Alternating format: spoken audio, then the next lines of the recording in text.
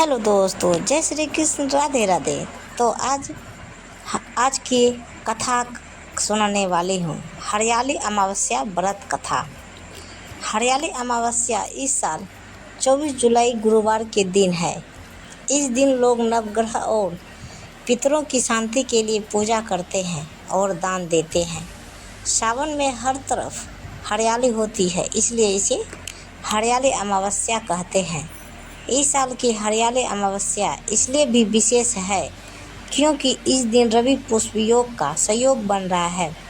इस कारण से हरियाली अमावस्या पर दान पुण्य और पितरों का तर्पण करने का महत्व कहीं अधिक बढ़ जाता है।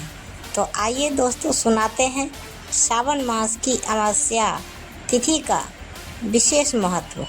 और इस दिन भगवान शिव और माता पार्वती के साथ पीपल की पूजा करने का भी विधान के बारे में बताते हैं।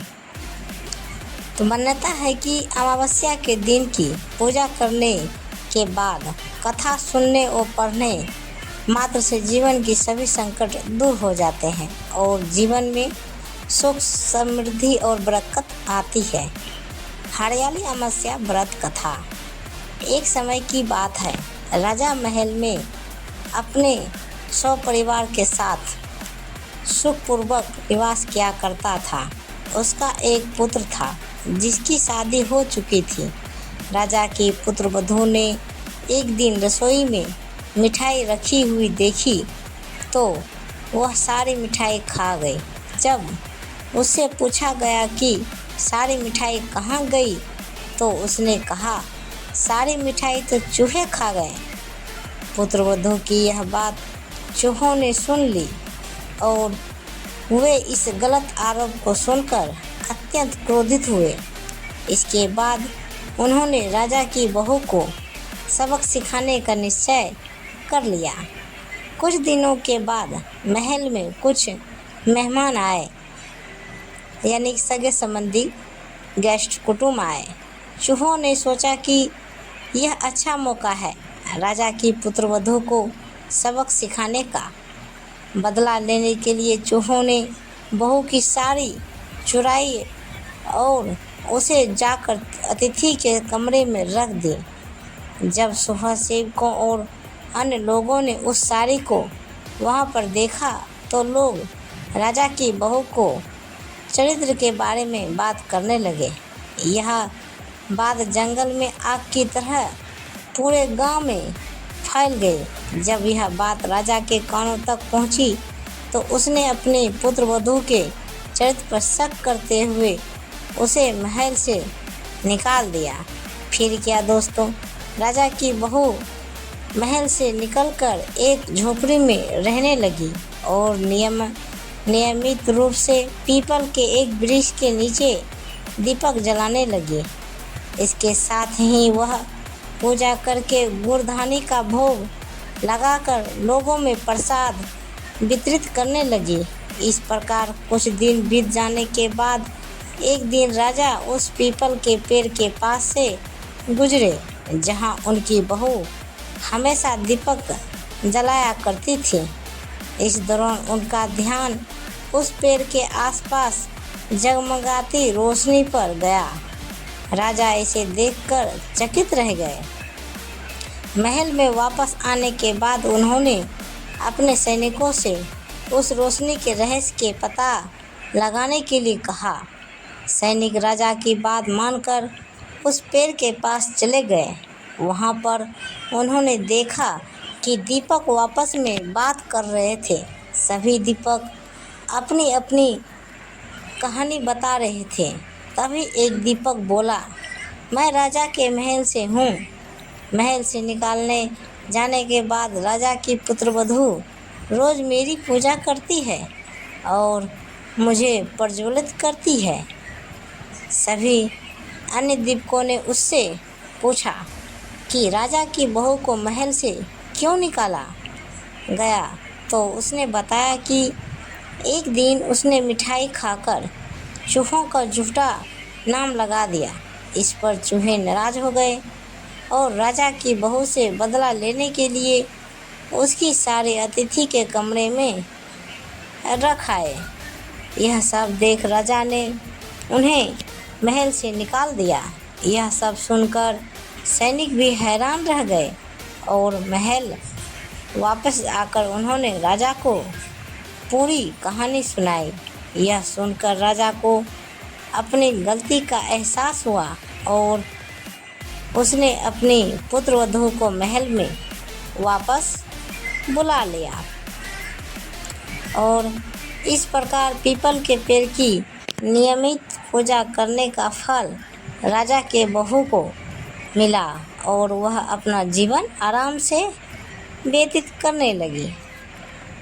फिर प्रेम से बोलो, भगवान भोलेनाथ की जय, माता पार्वती की जय। कमेंट में दोस्तों ज़रूर लिखें।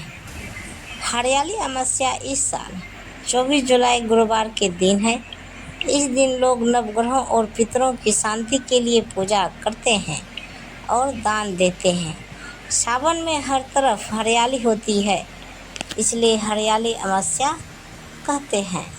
इस साल की हरियाली अमावस्या इसलिए कुछ विशेष उपाय करने से आपको न सिर्फ पितृदोष से मुक्ति मिलेगी बल्कि आपको धन प्राप्ति भी होगी।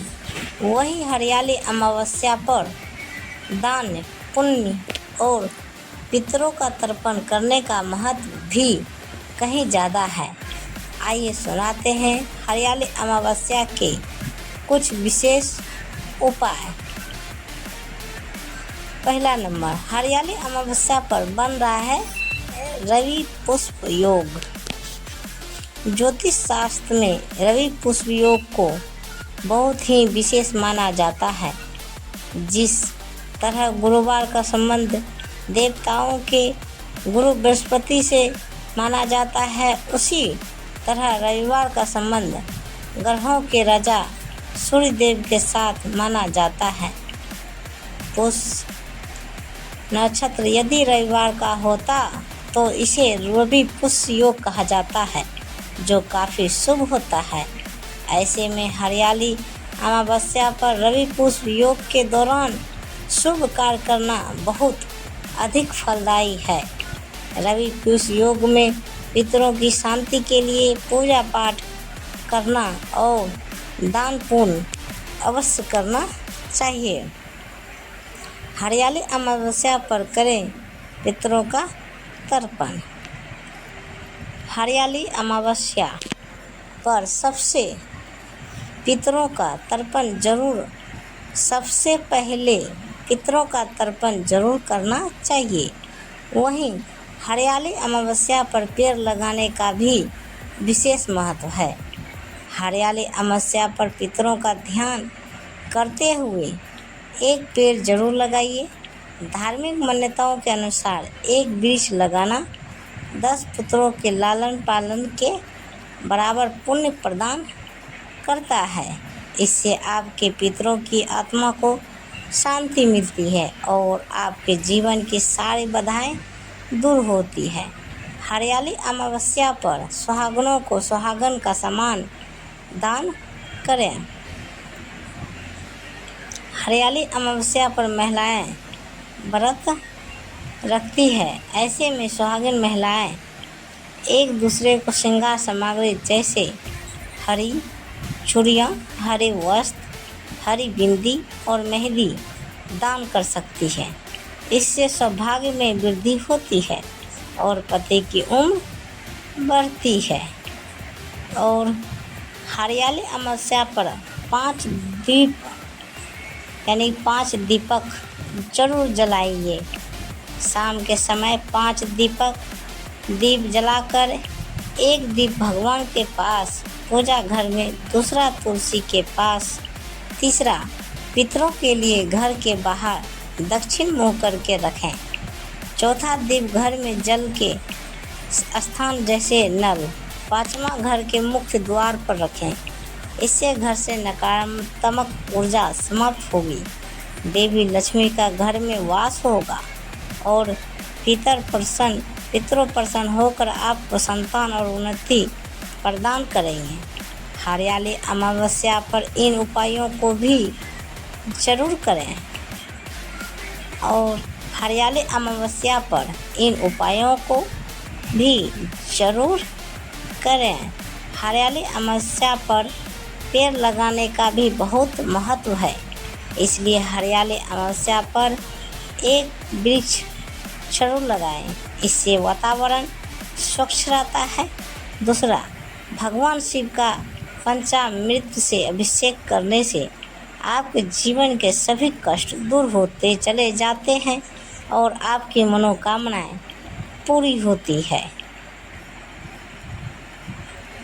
तो हरियाली अमावस्या पर किसी गरीब, भूखे और बेसहारा व्यक्ति को अन्न दान जरूर करें। सबसे बड़ा दान अन्न और जल का माना जाता है, इसलिए ज़रूरतमंद का पेट जरूर भरें। हरियाली अमावस्या पर 5 तरह की मिठाई पीपल के पत्ते पर रखकर पितरों को अर्पित करें। इससे पितृदोष से मुक्ति मिलती है। तो प्रेम से बोलिए जय माता दी, हर हर महादेव। तो दोस्तों, ये कहानी आप सबको कैसी लगी हमें कमेंट बॉक्स में ज़रूर बताइए और पूरा कहानी सुनने के लिए धन्यवाद। और ऐसी ही कहानियाँ सुनने के लिए हमारे चैनल को सब्सक्राइब करें और वीडियो को लाइक ज़रूर करें। धन्यवाद। तो दोस्तों, मिलते हैं अगले वीडियो के साथ। तब तक बाय बाय दोस्तों। जय हिंद।